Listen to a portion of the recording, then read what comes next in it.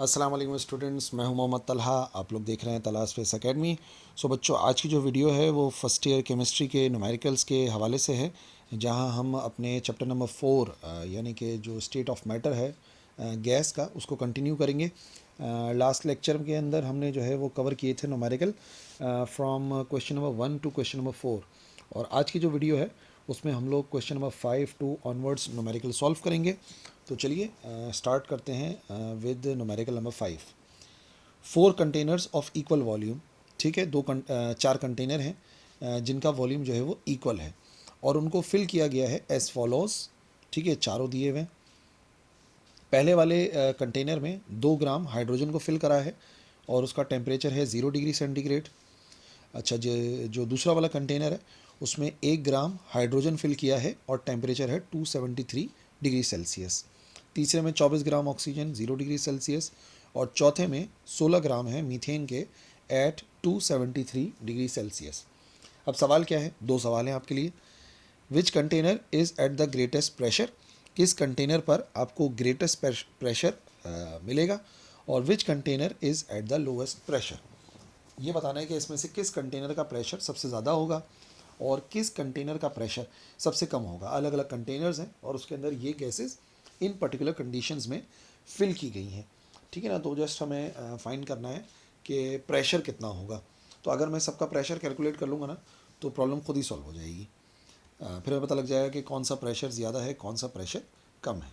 ठीक है, तो इसका डेटा फॉर्म करते हैं, उसके बाद आगे बात करते हैं। देखो, सबसे पहली बात यह है, वन में क्या गिवन है? वन में गिवन है हमें 2.0 ग्राम है किस चीज़ के? हाइड्रोजन के, और टेम्परेचर है एट 0 डिग्री सेंटीग्रेड। सेकंड में हमारे पास कंडीशन क्या है? सेकंड में है 1.0 ग्राम, और वो भी ऑक्सीजन के हैं, पर इस मरतबा टेम्परेचर डिफरेंट है 273 डिग्री सेल्सियस। तीसरे वाले के अंदर कह रहे हैं कि 24 ग्राम है। 24 ग्राम किस चीज़ के हैं? 24 ग्राम है ऑफ क्या? ऑक्सीजन। ठीक है, और टेम्परेचर है एट 0 डिग्री सेल्सियस। और चौथा और आखिरी पार्ट जिसमें 16 ग्राम थे मीथेन के CH4, और उसका टेम्परेचर है एट 273 डिग्री सेल्सियस। तो हमें फाइंड करनी है 2 बातें। एक तो हमें बताना है कि कौन से कंटेनर के अंदर ग्रेटेस्ट प्रेशर होगा। ठीक है, ग्रेटेस्ट प्रेशर पता करना है, और लोवेस्ट प्रेशर जो है वो हमें फाइंड करना है। ओके जी। अभी ये कि टेम्परेचर की कन्वर्जन जो है ना वो कर लेते हैं हम, क्योंकि देखो टेम्परेचर हमें गिवन है यहाँ पर सेल्सियस के अंदर, और हमें तो केल्विन में सॉल्व करना होता है। तो यहाँ पर अगर मुझे टेम्परेचर फाइंड करना होगा तो हम कर लेंगे 0 प्लस 273। तो पहला टेम्परेचर आ जाएगा हमारे पास इक्वल टू 273 केल्विन। अच्छा, ये हो जाएगा हमारे पास 273 प्लस 273, ये हो जाएगा हमारे पास कितना? 546 केल्विन। इसी तरीके से ये हो जाएगा हमारे पास 0 प्लस 273, 0 प्लस 273 ये बराबर हो जाएगा हमारे पास 273 केल्विन के। और इसी तरीके से लास्ट वाला ये भी हो जाएगा, यानी जब हम 273 में प्लस 273 कर देंगे, 273 plus 273, so it will be equal to 546 kelvin. ठीक है, ये करना जो है वो बहुत ज़रूरी काम था। अच्छा, अब देखो, जो हमारा सोल्यूशन का मेन काम है ना, प्रेशर को कैलकुलेट करना, उसके लिए लेट सपोज कर लेते हैं, क्योंकि कह रहे थे हर एक का वॉल्यूम इक्वल है, तो हर एक का वॉल्यूम कर लेते हैं 1 मीटर क्यूब के बराबर। ठीक है, 1 मीटर क्यूब हो गया हर एक का वॉल्यूम। अच्छा, अब वॉल्यूम सेम है, प्रेशर कैलकुलेट करना है, तो प्रेशर बराबर होता है PV is equal to NRT। V मैंने 1 के बराबर सपोज कर लिया, तो इसका मतलब प्रेशर का फार्मूला बन जाएगा NRT। R general gas constant है, T टेम्परेचर है, और प्रॉब्लम ये है कि हमें हर एक के नंबर ऑफ़ मोल कैलकुलेट करने पड़ेंगे। तो जब हम क्वेश्चन नंबर 1 से स्टार्ट करेंगे तो हमें पता है नंबर ऑफ़ मोल्स क्या होते हैं। किसी भी गैस के नंबर ऑफ़ मोल्स कैलकुलेट करने का आसान सा फार्मूला, उस गैस का मास कितना है उसको डिवाइड करा दो उसके मोलर मास से, तो प्रॉब्लम वैसे ही सॉल्व हो जाएगी। तो अगर पहले पार्ट की बात करें तो हमारे पास मास है बराबर 2 ग्राम के, और जो मोलर मास होता है हाइड्रोजन का एटॉमिक नंबर जो है वो मास जो है वो 1 होता है, और 2 हैं, तो इसका मतलब ये भी हो जाएगा बराबर 2 के। तो 2 और 2.0 डिवाइड बाई 2 एक्चुअली बराबर हो जाएगा 1 के। तो पहले वाले में 1 मोल है, हर एक का मोल जो है ना हमें कैलकुलेट करना है। सो इक्वेशन 1 के मुताबिक क्या बनेगा, प्रेशर बराबर आ जाएगा 1 मोल है। अच्छा जी, जनरल गैस कांस्टेंट है, जनरल गैस कांस्टेंट 8.313 जूल पर मोल केल्विन, और टेम्परेचर की वैल्यू है हमारे पास 273 के। तो 8.313 इंटू 273, ये हमारे पास बराबर आ जाएगा 2269, और प्रेशर का यूनिट होता है पास्कल। ठीक है भाई, ये हमारे पहले पार्ट का प्रेशर आ गया। तो बस हमें तो चारों पार्ट का निकालना है, फिर खुद ही डिसाइड कर लेंगे कौन सा ज़्यादा है कौन सा कम है। सेकंड पार्ट पर आइए। सेकंड पार्ट पे भी हमें नंबर ऑफ़ मोल कैलकुलेट करना है। ये होता है mass divide by molar mass. तो आप देख लो मास कितना है, मास है हमारे पास 1 ग्राम डिवाइडेड बाय, और हाइड्रोजन की बात हो रही है, हाइड्रोजन के एक जो मोलर मास होता है वो 2 ग्राम होता है। 1 डिवाइड बाई 2 ये हो गया 0.5। अब सेकेंड पार्ट में वही इक्वेशन 1 में वैल्यूज पुट करनी है। सो प्रेशर बराबर आ जाएगा n की जगह पे नंबर ऑफ़ मोल 0.5 आए हैं। अच्छा जी, R general gas constant 8.313 joule पर मोल केल्विन, और टेम्परेचर सेकंड पार्ट का था 546, ये आ गया 546। अच्छा जी, 0.5 मल्टीप्लाई बाय 8.313 और 546, it is again equal to 2269 pascal. यानी जो हमारा फर्स्ट और सेकंड पार्ट है उनके प्रेशर तो बराबर ही आ रहे हैं। अब बचे बाकी जो हमारे पास पार्ट हैं, यानी कि तीसरा और चौथा, उसको भी इसी तरीके से करना है। सो अगर मैं थर्ड पार्ट करता हूँ तो थर्ड पार्ट के लिए नंबर ऑफ़ मोल कैलकुलेट करने पड़ेंगे। नंबर ऑफ़ मोल निकालने के लिए 24 है मास जो है ना, और बात हो रही है ऑक्सीजन की। तो ये हो जाएगा हमारे पास मास ओवर मॉलिक्यूलर मास। तो किसको किससे डिवाइड करना है, 24 डिवाइड बाय ऑक्सीजन, O2 है ना, तो ऑक्सीजन का एटॉमिक मास होता है 16, 16 और 16 32, ये हो गया हमारे पास उसका मोलर मास। सो n बराबर आ जाएगा 24 divide by 32 is equal to 0.75 number of moles. Again equation 1 को इस्तेमाल कर रहे हैं, तो प्रेशर का formula P is equal to nRT। ठीक है, V तो 1 के बराबर हो गया था ना, ये जो लिखा हुआ है ना ये रहा nRT। तो नंबर ऑफ़ मोल देख लो कितने हैं, नंबर ऑफ़ मोल से वैसी प्रॉब्लम सॉल्व हो जाएगी। तो हमारे पास आ गया number of mole 0.75, general gas constant 8.313 joule पर मोल केल्विन, और टेम्परेचर हमारे पास थर्ड पार्ट का टेम्परेचर कितना है, थर्ड पार्ट का टेम्परेचर हमारे पास था 273। सो वैल्यू पुट कर देते हैं यहाँ पे, 273 आ जाएगा। 0.75 8.313 into 273, it is equal to 1702। ये जो प्रेशर आया है ये वाले प्रेशर से कम आया है, जो हमारे फर्स्ट और सेकंड पार्ट का था ना, इससे 2000 कुछ था और ये 1700 कुछ आ रहा है। अच्छा जी, अब आ जाइए चौथे और आखिरी पार्ट पे ना, मीथेन वाले 16 ग्राम मीथेन। तो नंबर ऑफ़ मोल कैलकुलेट करेंगे, मास ओवर मॉलिक्यूलर मास। अच्छा जी, मास कितना था फोर्थ पार्ट में 16, और CH4 मीथेन की बात हो रही है ना, तो CH4 मास निकाल लोगे तो कितना हो जाएगा 12, और हाइड्रोजन का एक होता है तो +4, ये हो जाएगा 16। 16 डिवाइड बाय 16 नंबर ऑफ़ मोल 1 के बराबर आ गए। नाउ अगेन इक्वेशन 1 को इस्तेमाल करेंगे तो प्रेशर बराबर आ जाएगा number of mole R general gas constant 8.313 joule पर मोल केल्विन, और चौथे पार्ट का हमारे पास टेम्परेचर था वही 546, तो ये हो जाएगा बराबर 546 के। 8.313 into 546, it is equal to 4538.8 pascal. अच्छा जी, तो आ गए हमारे पास आंसर्स। सबसे पहली बात हमें कैलकुलेट करके बताना था which is the lowest pressure. तो अगर बात की जाए लोवेस्ट प्रेशर की, तो वो हमारे पास किस चीज़ का है, वो हमारे पास है हमारे थर्ड पार्ट का। और थर्ड पार्ट आप समझ जाएं क्या था, थर्ड पार्ट के अंदर हमें गिवन था 24 ग्राम थे ऑक्सीजन के, और उसका टेम्परेचर था एट 0 डिग्री सेंटीग्रेड। और जो हमें कैलकुलेट करना है कि हाईएस्ट किसका है, किस कंटेनर के अंदर प्रेशर जो है वो हाईएस्ट था, तो हाईएस्ट प्रेशर हमारे चौथे वाले का आ रहा है। और चौथे वाले के अंदर क्या था, 16 ग्राम थे मीथेन के, और उसके लिए हमारे पास टेम्परेचर था एट 273 डिग्री सेल्सियस। ठीक है जी, समझ में आ गई बात। आगे बढ़ते हैं, क्वेश्चन नंबर 6 पर आते हैं। टोटल मेरे ख्याल से 8 है ना क्वेश्चंस। अच्छा जी, एक 500 सेंटीमीटर क्यूब का वेसल है। सेंटीमीटर क्यूब मतलब वॉल्यूम है उसका, जो कंटेन करता है हाइड्रोजन, और हाइड्रोजन गैस का प्रेशर दिया गया है टॉर में 400 टॉर के बराबर। And another 1 dm cube of vessel, जो दूसरा वेसल है वो 1 डीएम क्यूब का है। ठीक है, पहले 500 सेंटीमीटर क्यूब था, ये 1 डीएम क्यूब है और इसमें ऑक्सीजन है, और ऑक्सीजन का प्रेशर जो है वो 600 टॉर गिवन है। अच्छा जी, अगर बिल्कुल सिमिलर कंडीशन टेम्परेचर की दोनों गैसेस पर अप्लाई की जाए और उनको ट्रांसफ़र किया जाए एक नए कंटेनर में, जिसका जो है वो वॉल्यूम जो है वो 2 डीएम क्यूब है, 2 लीटर्स के बराबर है, 2 डीएम क्यूब है, तो क्या करना है हमें? Calculate the pressure of the mixture of gases. देखो जैसी बात हो गई ना मिक्सचर ऑफ गैसेस, तो इसका मतलब वही पार्शियल प्रेशर जो है वो हमें अप्लाई करना पड़ेगा। तो दोनों का अलग अलग प्रेशर निकाल के टोटल प्रेशर हमें कैलकुलेट करना है। ठीक है ना, ये हमारे पास क्वेश्चन है। मैं चलता हूँ सोल्यूशन की तरफ। Question number 6।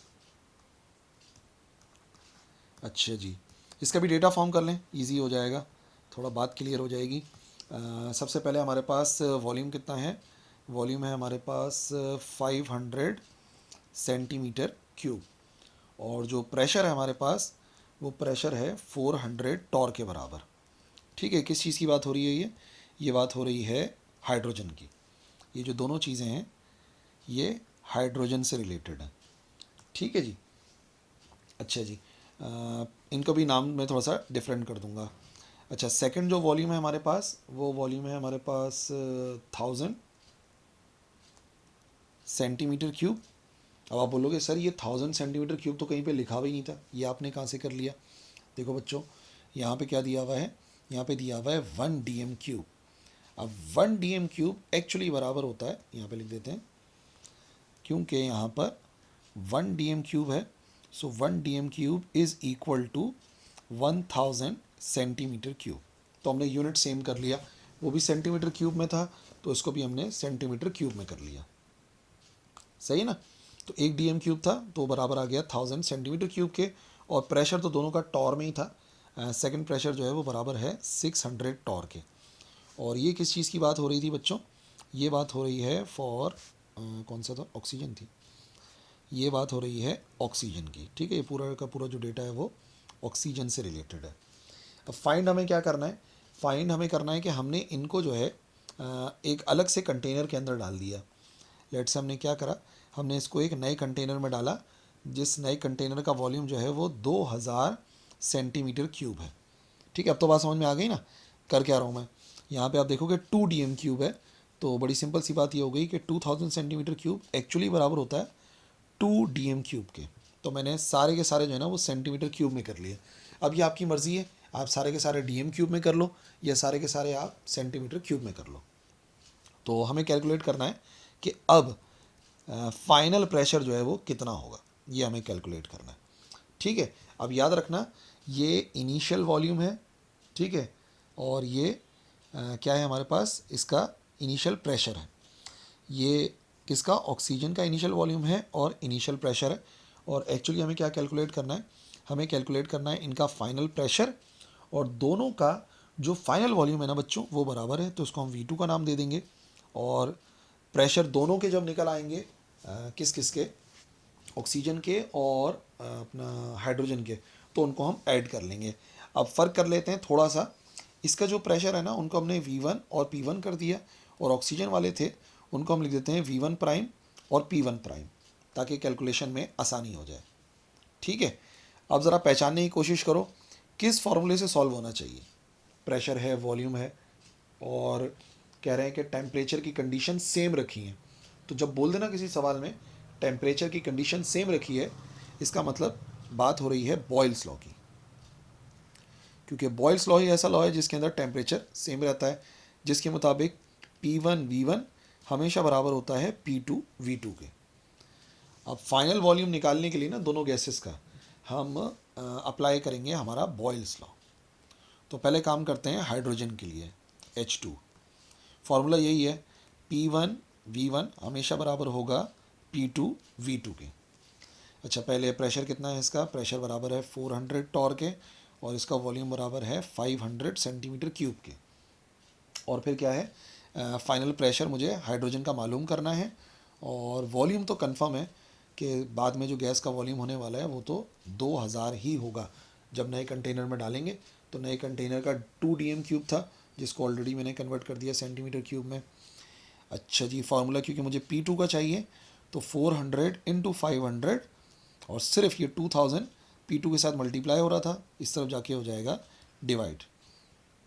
P2 कैलकुलेट कर लेंगे तो ये बराबर आ जाएगा हमारे पास 2 ज़ीरो से 2 ज़ीरो कैंसिल कर दिया हमने और 5 ये हो गया 100 टॉर के बराबर। तो हाइड्रोजन का हमारे पास जो प्रेशर आ गया फाइनल वो 100 टॉर के बराबर है। अब ये काम जो हमने हाइड्रोजन के लिए किया है ना, यही काम हम ऑक्सीजन के लिए रिपीट करेंगे। वैसे तो फार्मूला यही है, P1V1 हमेशा बराबर होता है P2V2 के, बट डिफरेंस क्या आया, मैंने इसके इनिशियल वालों के साथ ना वो लगा दिया था प्राइम। तो P1 prime V1 prime P2 और V2 कैलकुलेट कर लेंगे क्योंकि वॉल्यूम दोनों के लिए सेम है, तो इधर भी V2 लिखा इधर भी V2 लिखा और इसका प्रेशर थोड़ा डिफरेंट होगा तो इसके साथ मैं प्राइम लगा देता हूँ। अच्छा जी, कितना है ऑक्सीजन का 600 टॉर इंटू इनिशियल वॉल्यूम कितना है, इनिशियल वॉल्यूम है 1000। फाइनल वॉल्यूम ऑक्सीजन का मैं निकालना चाह रहा हूँ और फाइनल वॉल्यूम तो पक्का है, वो 2 dm³ था, या आप 2000 सेंटीमीटर क्यूब कर लो और रीअरेंज करोगे तो क्या बन जाएगा, P2 प्राइम 600 इंटू 1000 और डिवाइड में आ जाएगा हमारे पास 2000 अगेन। तो 2 ज़ीरो से ये हमारे पास सॉरी 3 ज़ीरो से 3 ज़ीरो कैंसिल हो जाएंगे तो सीधा सीधा हमारे पास P2 प्राइम एक्चुअली बराबर आ जाएगा कितना 300 टॉर के। ठीक है ना, 2 1 ज़ा 2 और इसको कैंसिल कर दिया 300 आ गया। अब देखो जब नए कंटेनर में हाइड्रोजन जा रही है तो उसका प्रेशर 100 है और जब ऑक्सीजन जा रही है तो उसका प्रेशर 300 टॉर है। अब हमें जो कैलकुलेट करना है वो हमें कैलकुलेट करना है टोटल प्रेशर, कि टोटल प्रेशर कितना होगा। तो याद रखिए फॉर मिक्सचर ऑफ गैसेस जो टोटल प्रेशर होता है वो हमेशा बराबर होता है सम ऑफ पार्शियल प्रेशर्स के। तो पार्शियल प्रेशर हमारे पास हाइड्रोजन का P2 था और हाइड्रोजन वाले को P2 प्राइम कहा था, तो ये हो गया 100 टॉर और इसका P2 प्राइम एक्चुअली बराबर है 300 टॉर के। तो फाइनल प्रेशर बराबर आ जाएगा मिक्सचर ऑफ गैसेस का इक्वल टू 400 टॉर। ठीक है ना, तो वो अलग अलग गैसेस थी, जब उनको एक ही कंटेनर में डाला दोनों का वॉल्यूम सेम हो गया तो फाइनल जो टोटल प्रेशर होगा मिक्सचर ऑफ गैसेस का वो बराबर होगा 400 टॉर के। नेक्स्ट ये है हमारे पास question number 7 sorry. If 16 centimetre cube volume दिया हुआ है हाइड्रोजन का, इफ्यूज़ हो रही है 30 सेकेंड के अंदर फ्रॉम अ पोरस मटेरियल। कोई भी पोरस मटेरियल है, पोरस समझते हो जिसके अंदर मतलब सुराख सुराख से होते हैं, पोर्स होते हैं, एम्प्टी स्पेसेस होती हैं, तो उसमें जो है वो 30 सेकेंड के अंदर इतना वॉल्यूम ऑफ हाइड्रोजन जो है वो उसमें से इफ्यूज़ हो रहा है। So what volume of SO2, ठीक है, सल्फर डाइऑक्साइड कितना इफ्यूज़ होगा इसी टाइम में, यानी कि 30 सेकेंड के अंदर अंडर सिमिलर कंडीशन। वॉल्यूम पे काम करना है बेसिकली ना हमें। सो देख लेते हैं क्या बनता है। अच्छा, एक हमारे पास है हाइड्रोजन और दूसरा है सल्फर डाइऑक्साइड। ये हम इधर डेटा के अंदर बाकायदा नोट करेंगे ना ये बात। सबसे पहली बात हमें वॉल्यूम दिया हुआ है V1 कर देता हूँ हाइड्रोजन का 16 सेंटीमीटर क्यूब। किस चीज़ की बात हो रही है, यह हाइड्रोजन की बात हो रही है। और हमें किस चीज़ का वॉल्यूम मालूम करना है इफ्यूज़ होने वाला, V2, ये होगा सल्फ़र डाइऑक्साइड का। और दोनों के लिए टाइम जो है वो कांस्टेंट है। टाइम कितना है, टाइम है बराबर 30 सेकेंड के। और तो कुछ भी गिवन नहीं है, ज़रूरत तो पड़ेगी लेकिन वो गिवन तो नहीं है, वो हमें खुद ही कैलकुलेट करना पड़ेगा। अब आपको पता है ना रेट और डिफ्यूजन एक्चुअली बराबर किसके होता है, अगर मैं रेशो निकालूं तो रेट ऑफ इफ्यूजन जो है वो प्रोपोर्शनल होता है किस चीज़ के, 1/√मॉलिक्यूलर मास के। ठीक है, तो जो भी रेट होगा किसी भी गैस का वो इन्वर्सली प्रोपोर्शनल होता है उसके जो मोलर मास है उसके स्क्वायर रूट के। अगर प्रोपोर्शनैलिटी का साइन रिमूव कर दें और रेट को मिसाल के तौर पे मैं आर से जाहिर कर दूं, तो आर प्रोपोर्शनल होगा 1/√m के। प्रोपोर्शनैलिटी का साइन रिमूव करते हैं तो हम कह देंगे आर बराबर आएगा के, यानी कि कोई कांस्टेंट है, और यहाँ पर आ जाएगा √m। ठीक है, क्योंकि मैं दो चीज़ों को कंपेयर करने वाला हूँ तो ये जो है वो आना ज़रूरी है। अब मान लेते हैं दो अलग अलग थे ना हमारे पास। सबसे पहले बात हो रही थी हाइड्रोजन की, तो हाइड्रोजन के लिए यही चीज़ क्या बनेगी, उसके रेट को R1 कर देते हैं। ठीक है, और वो बराबर हो जाएगा किसके, के कांस्टेंट होता है, और ये वैल्यू आ जाएगी √m1। इसको नाम दे देते हैं इक्वेशन 1। और यही फार्मूला अगर लिखा जाए फॉर सल्फ़र डाइऑक्साइड के लिए, तो उसके रेट को लेट से R2 से जाहिर कर देंगे। ये कांस्टेंट तो कांस्टेंट ही रहता है, डिवाइडेड बाय उसका मोलर मास आ जाएगा स्क्वायर रूट के साथ, इक्वेशन 2। तो अब आप इक्वेशन 1 को 2 से, कि 2 को 1 से डिवाइड करा लो, एक ही बात है।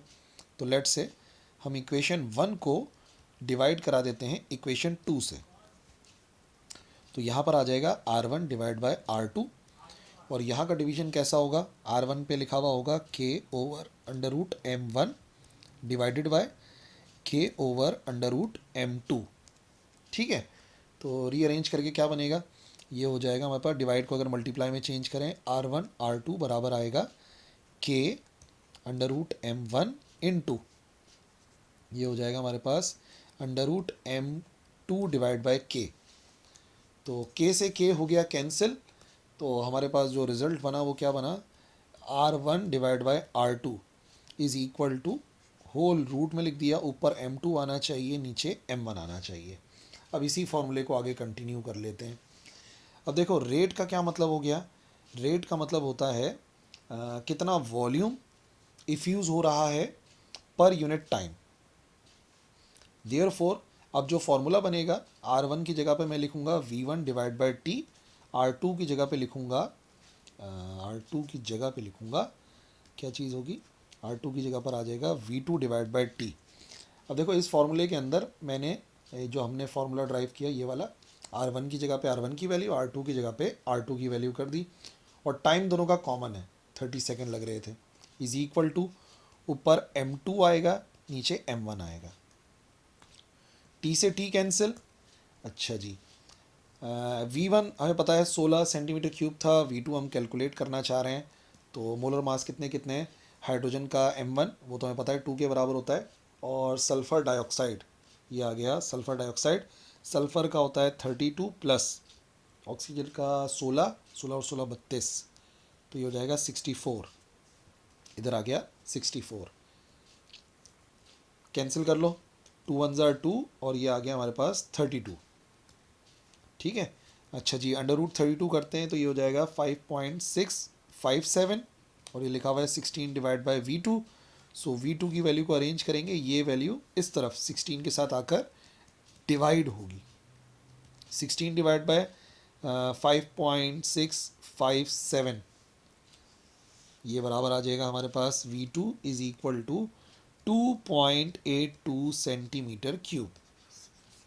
सवाल ये था कि उसी 30 सेकंड के अंदर सल्फ़र डाइऑक्साइड वो उसका कितना वॉल्यूम इफ्यूज़ होगा, तो देखो इसका जो है वो 16 सेंटीमीटर क्यूब इफ्यूज़ हो रहा था, और इसका 2.82 सेंटीमीटर क्यूब इफ्यूज़ होगा। सही है, वॉल्यूम कम इफ्यूज़ होगा। क्यों वॉल्यूम कम इफ्यूज़ होगा, क्योंकि रेट कम होगा। रेट कम क्यों होगा, क्योंकि मोलर मास ज़्यादा था, इसका जो मोलिकुलर मास है वो ज़्यादा होता है, तो जितना मास ज़्यादा होगा उतना रेट कम होगा, तो इसका मतलब कम वॉल्यूम इफ्यूज़ होगा सल्फ़र डाइऑक्साइड का। ठीक है, अच्छा जी, न्यूमेरिकल नंबर 8 पर आ जाते हैं, जो कि लास्ट है। 40 dm³ of hydrogen gas, hydrogen gas है 40 dm³, उसको कलेक्ट किया गया है ओवर वाटर, पानी के ऊपर उसको कलेक्ट किया गया, और उसका प्रेशर है 831 टॉर। ठीक है, ये उसका प्रेशर है। टेम्परेचर कितना है, टेम्परेचर है 23 degree Celsius. What would be the volume of dry hydrogen gas, सिर्फ जो ड्राई हाइड्रोजन गैस है उसका वॉल्यूम कितना होगा स्टैंडर्ड कंडीशंस पर। स्टैंडर्ड कंडीशन पता है आपको कितनी होती है, स्टैंडर्ड प्रेशर टॉर में 760 होता है और टेम्परेचर में 273 केल्विन। जबकि जो वेपर प्रेशर दिया हुआ है पानी का 23 डिग्री सेंटीग्रेड के ऊपर, वो 21 टॉर है मरकरी का। तो टॉर ही कर लो, वो 21 टॉर के बराबर है। ठीक है, सवाल रिपीट कर दूं। देखो, हाइड्रोजन गैस का इतना वॉल्यूम कलेक्ट हुआ इतने प्रेशर के ऊपर इतने टेम्परेचर के ऊपर, तो इसमें से ड्राई वॉल्यूम हाइड्रोजन का कितना होगा। ठीक है, और टेम्परेचर जो दिया हुआ है ड्राई हाइड्रोजन के लिए वो स्टैंडर्ड कंडीशन है, स्टैंडर्ड टेम्परेचर और स्टैंडर्ड प्रेशर। और वेपर प्रेशर जो है वो दिया हुआ है और टेम्परेचर भी दिया हुआ है। अब मैं डेटा बनाता हूँ तो और बातें जो है वो क्लियर हो जाएंगी इंशाल्लाह। क्वेश्चन नंबर 8, डेटा के अंदर भी थोड़ी सी डिटेल वाइज लिख लेंगे ना इधर। अच्छा जी, सबसे पहले हमारे पास ओवरऑल हाइड्रोजन का वॉल्यूम दिया हुआ है, उसको V1 कर देते हैं। वो था 40 DMQ। ये ओवरऑल समझ लो कि वेट हाइड्रोजन का वॉल्यूम दिया गया है। और इसी का जो टोटल प्रेशर दिया गया है, जिसको हम P1 से जाहिर कर देते हैं, ये है बराबर 831 टॉर के। ठीक है, ये टोटल प्रेशर है ना इसका, पूरा का पूरा हाइड्रोजन गैस का जो कलेक्ट करा था। तो एक काम करते हैं, इसके साथ वर्ड लिख देता हूँ, T कर देता हूँ टोटल, ताकि पता रहे भाई। अच्छा, वेपर का प्रेशर कितना है, PV कर देते हैं। वेपर प्रेशर वो था 21 टॉर। और जो कलेक्शन का टेम्परेचर है, ऐसे कर देता हूँ, टेम्परेचर ऑफ कलेक्शन, जहाँ पर ये कलेक्शन किया गया है, वो हमारे पास है कितना, T1 23 है, कितना था, 23 है। 23 है तो प्लस 273 कर लो साथ के साथ, तो ये बराबर हो जाएगा हमारे पास 296 केल्विन के बराबर। ठीक है, अब स्टैंडर्ड कंडीशन के लिए भी लिख देते हैं। हमारे पास स्टैंडर्ड प्रेशर कितना होता है, स्टैंडर्ड प्रेशर P2 हो गया, जो हमने कलेक्ट करने का देखा था, तो वो होता है 760 टॉर के बराबर, 1 ATM या 760 टॉर ऑफ मरकरी। और इसी तरीके से स्टैंडर्ड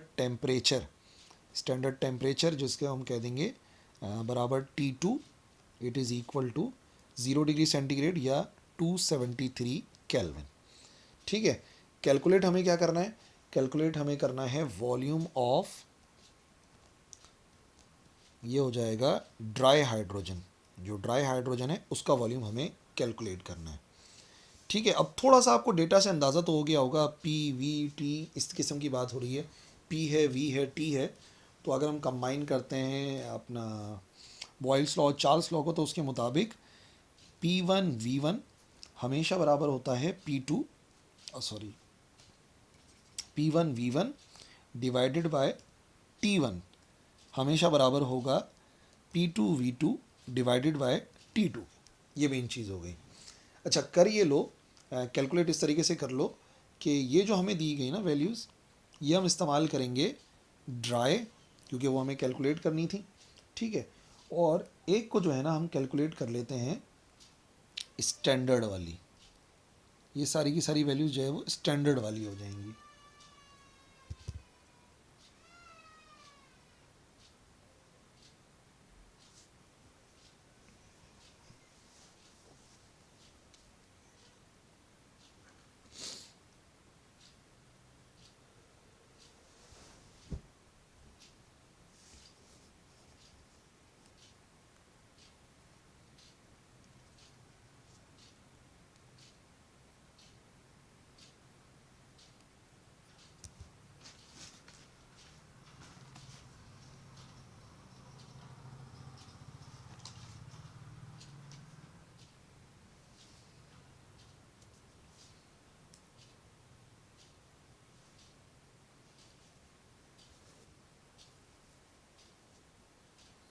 ठीक है, बट यहाँ पर ना हमें रुकना पड़ेगा, क्योंकि आप एक बात नोटिस करो, हमें जो है वो यहाँ पर प्रेशर नहीं पता कि एक्चुअली प्रेशर कितना है।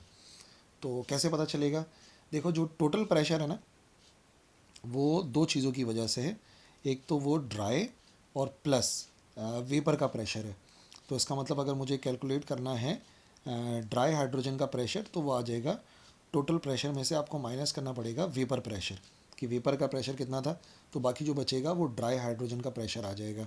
तो कितना है ये 831 में से माइनस करना है हमें 21, ये बराबर आ जाएगा 810 टॉर के।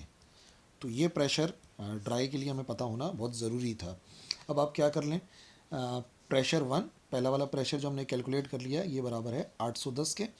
अच्छा जी, जब इसको कैलकुलेट किया तो इसका वॉल्यूम बराबर था 40 के, डिवाइडेड बाय हमारे पास टेम्परेचर कितना है, टेम्परेचर है हमारे पास 296 इज़ इक्वल टू, अच्छा सेकंड प्रेशर P2 760 है इनटू, अच्छा जी उसका वॉल्यूम हमें कैलकुलेट करना है, ये लिखा हुआ था ना, हमें वॉल्यूम कैलकुलेट करना है ड्राई हाइड्रोजन का at standard condition, standard condition पे कितना है।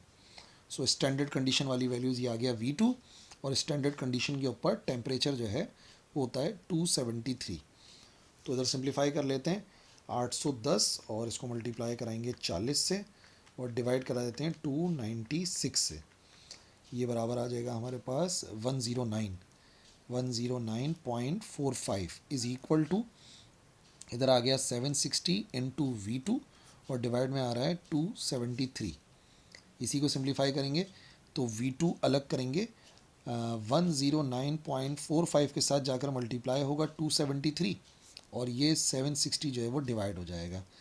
तो V2 हमारे पास बराबर आएगा 109.45 इंटू 273 और इसको डिवाइड करा देते हैं 760 से, ये बराबर आ जाएगा हमारे पास 39.31 मीटर, सॉरी DM क्यूब में था ना ये क्वेश्चन हमारा, ये आ जाएगा DM क्यूब। तो इसका मतलब जो वॉल्यूम होगा ड्राई हाइड्रोजन गैस का स्टैंडर्ड कंडीशंस पर, एक्चुअली वो कितना होगा, वो बराबर होगा 39.31 DM क्यूब के बराबर। ठीक है बच्चों, सो ये रिमेनिंग न्यूमेरिकल थे हमारे चैप्टर नंबर 4 के। आई होप समझ में आ गए होंगे। कोई कन्फ्यूजन है तो आप ज़रूर लिखिएगा कमेंट सेक्शन में, इंशाल्लाह ज़रूर रिप्लाई करेंगे। That's all for this video. अल्लाह हाफिज़।